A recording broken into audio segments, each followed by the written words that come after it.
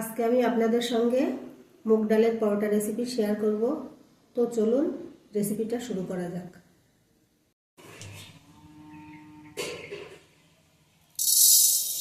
কড়াইতে আমি মুগ ডাল নিয়ে নিচ্ছি। মুগ ডালটা এখন ধুয়ে নেব। ডালগুলো পরিষ্কার করে ধুয়ে নিয়েছি। এখন ডালের মধ্যে পানি দিয়ে দেব।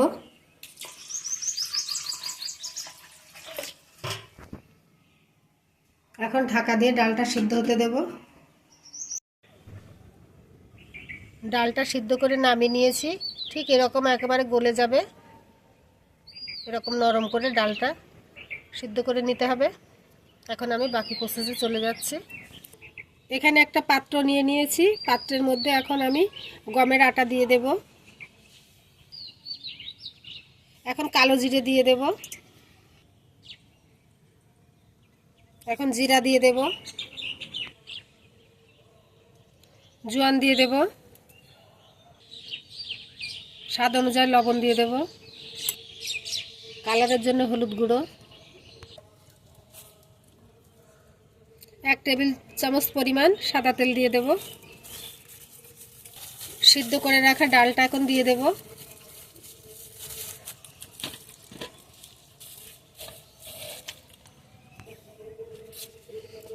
এখন সবকিছু ভালোভাবে মাখিয়ে নেব। মাখিয়ে একটা ডো বানিয়ে নেব।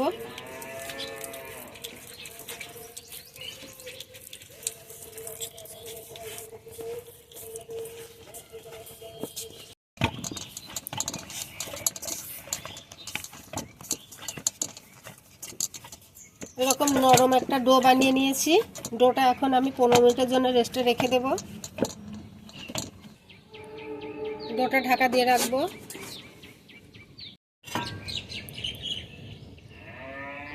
পনেরো মিনিট পর ঢাকাটা খুলে নিচ্ছি। আরও কিছুটা সময় মেখে নেব। ডো থেকে এখন একটা একটা করে আমি লেচি কেটে নেব।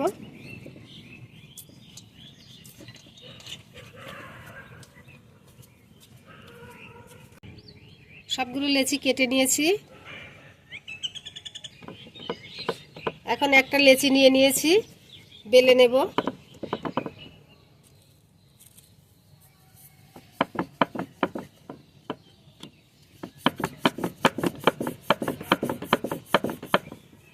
এদিকে চুলোয় একটা তাওয়া বসিয়ে দিয়েছি।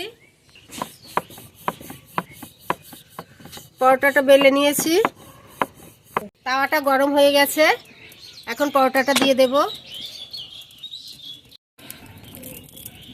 পরোটাটা উল্টিয়ে দেব।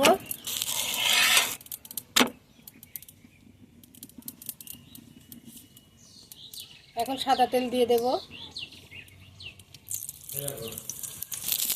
সাদা তেল দিয়ে দিয়েছি। উল্টিয়ে দেব। পরোটাটা হয়ে গেছে। এখন উঠিয়ে নেব। এভাবে বাকি পরোটাগুলো ভেজে নেব।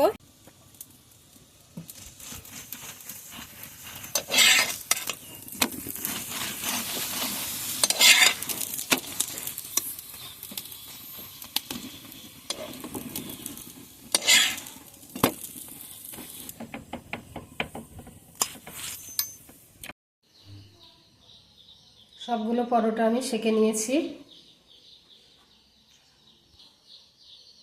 প্রত্যেকটা পরোটা কতটা সফট দেখুন, একবারে সফট, একটু এ করলেই ভেঙে যাচ্ছে।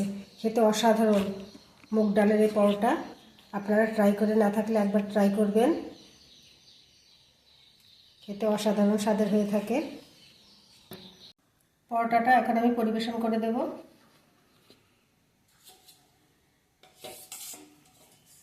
হাঁসের মাংসের সঙ্গে আমি পরিবেশন করে দিচ্ছি। এটা যে কোনো সবজির সঙ্গে খেতেও অসাধারণ স্বাদের হয়ে থাকে।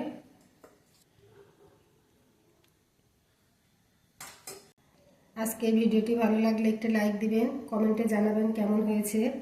আর এরকম নিত্য নতুন ভিডিও পেতে আমার চ্যানেলটি সাবস্ক্রাইব করে পাশেই থাকবেন।